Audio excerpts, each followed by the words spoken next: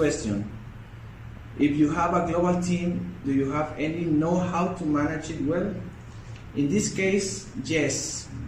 Now our principal way of communication with them is by email or through Kakao or WhatsApp.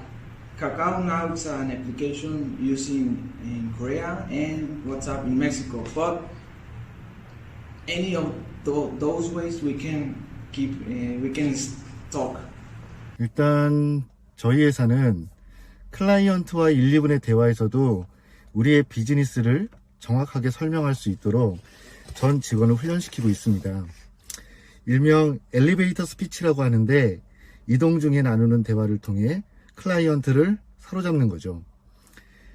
이 부분은 외부 고객을 직접 대면하는 영업이나 기술 직군이 직원에게만 해당되는 것이 아닙니다. 인사나 재무, 전 모든 부서 직원들에게 신기술과 산업에 대해 중요성이 강조되고 저 역시도 클라우드나 인공지능의 반전문가가 되어가고 있습니다. 기술의 변화 속에서 많은 기업들이 사람이 가진 스킬의 중요와 트랜스포메이션을 가속화하는 핵심으로 전략의 중심이 되는 새로운 화폐로서의 역할을 합니다. 온오프라인 교육을 통해 향상된 스킬을 배지 형태로 발급해 외부에서도 본인의 스킬을 알릴 수 있는 수단을 제공한다든가 연 최소 40시간을 교육이수를 달성하는 방침인 싱크 40, 싱크 프라이데이 등이 그 대표적인 예입니다. 이러한 학습하는 문화가 확대되면서 우리 회사의 세일즈 직무의 평균 교육 시간은 100시간을 훌쩍 넘었습니다. 우리 회사에서는 각자의 직무에 맞는 교육 이수와 사내 자격증 획득은 승진의 전제 조건으로 연결되며 급여와 같은 보상 체계에서도 이 스킬이 상당히 중요합니다. 직원이 보유하고 있는 스킬의 희소성이나 수요에 대한 인사이트가 보상 전략에서도 중요한 요소로 고려되고 있습니다. 네. 비행기에 탑승하는 여러 국적의 승객들과 좀 더 원활하게 의사소통을 할 수 있도록 각국의 승무원들을 뽑아서 해외 승무원 팀을 운영하고 있습니다. 또 이런 글로벌 팀을 운영할 때 우선 가장 큰 어려움을 뽑는다면 한국인 승무원들과 외국인 승무원들 간의 업무상 의사소통이라고 생각을 하는데요. 저희 회사에서는 이런 글로벌 팀을 조금 더 잘 관리하기 위해서 정기적으로 1년에 한 번, 6개월에 한 번씩 팀을 짜서 의사소통을 위한 교육을 진행하고 있고요. 또 그것 이외에도 각 팀마다 외국인 승무원을 배치해서 소외감을 느끼지 않도록 함께 챙겨주고 멘토 멘티 역할을 할 수 있도록 매 기간마다 평가를 진행하고 있습니다.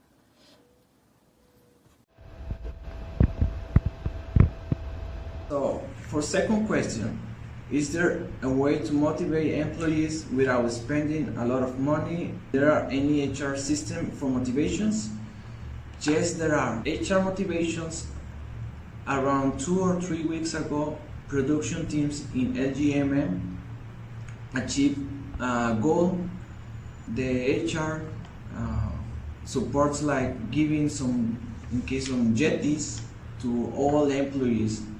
Also in our team, in R&D, we manage some welfare. We can make some kind of motivation or some integration places, activities. 지의 그 재결치 회장이 있었을 때에 우리가 벤치마킹 했었던 그런 제도인데, 그 나인블록 매트릭스라고 해서 임직원들을 이 나인블록 매트릭스에 의해서 상위 성과를 내는 인력들, 그 다음에 바텀 인력들, 이런 인력들을 좀 선별을 해서 상위에 있는 인력들을 어떻게 더 동기부여를 해주고 하위 인력들을 어떻게 상위 인력으로 이끌어갈 수 있는지 그런 것들을 항상 고민하고 재결치와 같은 그런 경영진들은 항상 인재들을 선발하고 양성하고 교육하는데 자기 시간의 80% 이상을 썼다고 하거든요.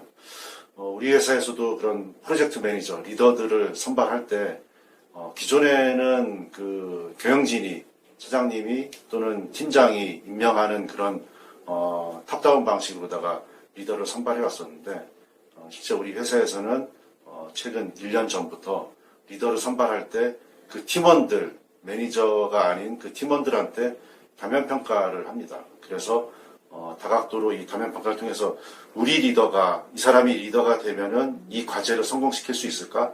나를 성장시킬 수 있을까? 이런 관점에서 다각도로 조직관리와 일관리 역량을 두루두루 좀 살펴보게 해서 이 사람한테 맡기면은 우리 회사가 적어도 손해는 안 보겠구나. 손해보는 걸 떠나서 이 과제를 성공시키고 이 팀원들도 만족스럽게 성장시킬 수 있겠구나 하는 그런 제도를, 리더 선발 제도를 운영을 하고 있습니다. 일단 성과평가, 과거가 아닌 현재와 미래를 논하는 피드백 문화로의 진화. 최근 몇 년 동안 글로벌 기업들은 성과관리를 상시평가, 절대평가, 직원 육성 중심, 피드백이라는 4가지 키워드를 가지고 전환해 왔습니다. 불필요한 내부 경쟁을 줄이고 협업을 통해 성과를 창출하고 그 과정에서 개인이 성장하는 그 모습을 이끈다는 방침입니다. 우리 회사는 이러한 변화의 선봉에 서서 자사의 성과관리 시스템 변화를 추진해 왔습니다. HR은 전 직원, 재미라고 하는 온라인 브레인스토밍 섹션을 통해 새로운 성과평가 체계에 대해 직원들의 의견을 취합하고 등급제 폐지, 피드백을 통한 코칭, 이것을 근간으로 하는 새로운 성과평가 체제로 운영하고 있습니다. 과거 우리 회사의 핵심 가치를 정했을 때와 동일한 바텀업 방식의 커뮤니케이션인 잼을 활용했는데 새로운 성과평가 체계의 체크포인트라는 이름도 잼을 통해 직원의 손에서 직접 탄생한 결과라는 점에서 상당히 의미가 큽니다. 성과평가 시 의사결정 방식에 있어서도 큰 변화가 있었습니다. 새로운 성과관리 제도 도입을 통해 과거 여러 차상위 관리자들이 모여 최종 의사결정 기구의 역할을 했던 TBDM, 즉 팀 베이스드 디시전 메이킹이라는 의사결정 방식인데 이를 폐지함으로써 직속 관리자의 평가자 권한과 책임도 대폭 강화한 것입니다. 이 과정들이 다양한 이해관계자와의 의견 교류를 통해 상호 이해의 바탕을 조성했다는 점에서 의미가 큽니다.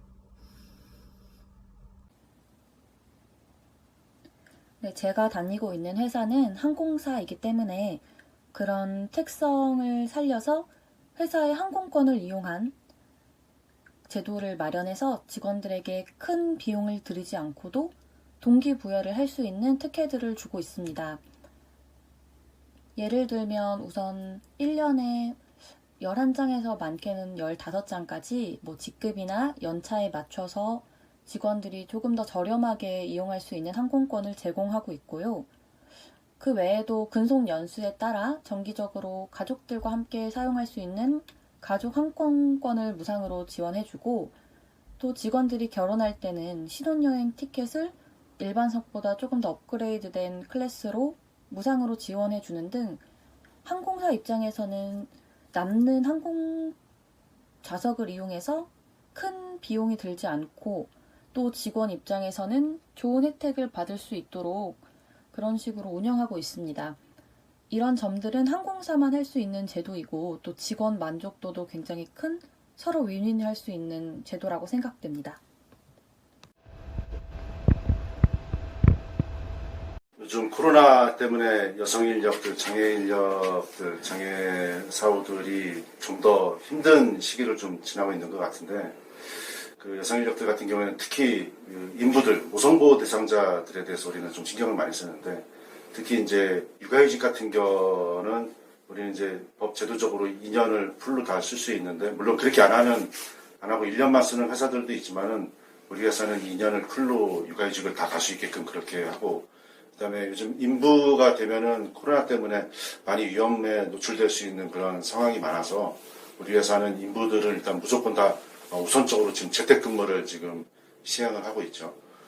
재택근무하면서 대신에 이제 회사에서 일하는 환경과 똑같은 환경들을 회사가 아닌 그런 집에서도 할 수 있는 그런 환경을 좀 구축해줘서 집에서도 본인이 원하면은 재택근무를 할 수 있는 그런 환경도 구축해주고 있어가지고 마치 회사에 출근한 것처럼 그렇게 같이 일을 지금 하고 있습니다.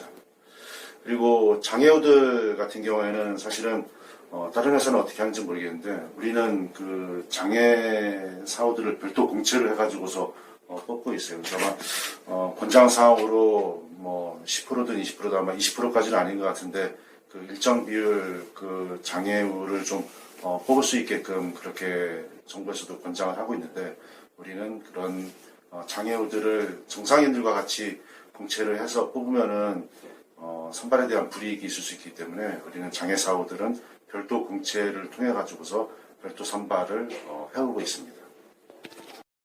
일단 올해는 다양한 직업 몰입, 향상 활동을 통해 직원의 경험을 향상시키기 위한 여러 프로그램을 실행했습니다. 특히 관리자와의 좀 더 솔직한 소통의 창구를 위해 사내 직원 휴게 공간에 빨간 우체통을 만들고 사장님께 하고 싶었던 이야기나 전달하고 싶은 소통의 채널도 새롭게 개설했는데 이러한 직원 인게이지먼트에 대한 노력은 내년에도 더 다양한 방법으로 창의적으로 이어질 것입니다. 또한 새로운 스킬을 빠른 시간 내에 습득하기 위한 교육 방식도 보다 효과적이고 진보적으로 발전해 나갈 것이라고 생각하며 그 중심에 기술 관련 스킬이 있음을 다시 한번 강조하고 싶습니다. 영업, 기술 직군뿐만 아니라 조직을 구성하는 모든 조직원에게 요구되는 이러한 흐름은 내년에도 더욱 강조되어질 것이라고 의지를 다졌습니다. 그리고 마지막으로 우리 회사 HR의 활동에 관련해서 비즈니스의 실질적인 성과로 더 많이 이어질 수 있도록 대외적인 활동도 적극적으로 임해 우리 회사의 에미넌스를 만들어가는데 주력할 것이라는 계획도 가지고 있습니다. 네, 여태까지 질문해 주셔서 감사합니다. 회사 전체적으로나 특히 제가 속해 있는 승무원이 근무하는 그런 승무부 부서의 특성상 남성보다는 여성들의 비율이 더 높기도 하고 또 그렇기 때문에 보다 여성을 위한 제도가 다른 부서들보다는 조금 더 잘 되어 있다고 생각합니다. 우선 기본적으로 다른 회사와 동일하게 생리휴가 제도를 운영하고 있는데요. 이런 생리휴가 제도를 직원들이 불편함 없이 눈치 보지 않고 좀 더 편리하게 쓸 수 있도록 특별한 신청 절차나 허가 절차 없이 각자 시스템으로 원하는 날짜를 지정하기만 하면 자유롭게 쓸 수 있습니다. 그리고 임신을 하게 되면 산후휴직부터 육아휴직까지의 기간이 2년 정도로 그래도 다른 회사에 비해서 긴 편이고 또 이 기간을 만약 본인이 원한다면 각자 원하는 대로 필요한 때에 나누어서 쓸 수 있어서 이런 점이 실제 이용하는 그런 직원들에게 굉장히 좋은 반응을 얻고 있고 제도적으로도 잘 되어 있다고 생각합니다. 이 비급여적인 동기부여를 할 때 이제 임직원들 어떻게 하면은 인정해줄까 이런 것들을 좀 고민하는데 보통 웬만한 회사들은 자기 회사에서 프로젝트 할 때 그 탑다운 방식으로 많이 프로젝트를 진행할 거야. 근데 우리 회사는 한 25% 정도의 프로젝트는 그 임직원들 스스로 이 아이디어가 정말 괜찮은데 이 아이디어면은 회사에 좋은 베네핏을 줄 수 있는데 라고 이렇게 좀 제안하게 해가지고 그런 것들을 심사를 통해 가지고서 선정이 되면은 그 프로젝트에 대해서는 본인이 리더가 되고 그 다음에 그 팀원들을 구성할 수 있는 그런 권한도 주고 예산도 주고 그래서 짧게는 3개월 길게는 한 6개월 정도 그런 탐색 과제라고 해서 가능성을 좀 보여주게끔 그렇게 기회를 줘. 그래서 설령 3개월, 6개월 동안 했는데 이게 잘 안 되더라. 실패해도 의미 있는 실패다라고 해서 별도 시상을 하기도 하고 그다음에 성공했을 경우에는 정식 과제가 될 수 있는 그런 기회가 되고 정식 과제가 되면은 그 팀원들도 더 뽑을 수 있는 그런 기회도 주고 본인도 리더가 될 수 있고 성장할 수 있고 그런 이 과제를 운영을 할 때 바텀업으로 본인이 스스로 제안하고 운영할 수 있는 그런 제한 제도를 우리는 운영하고 있죠.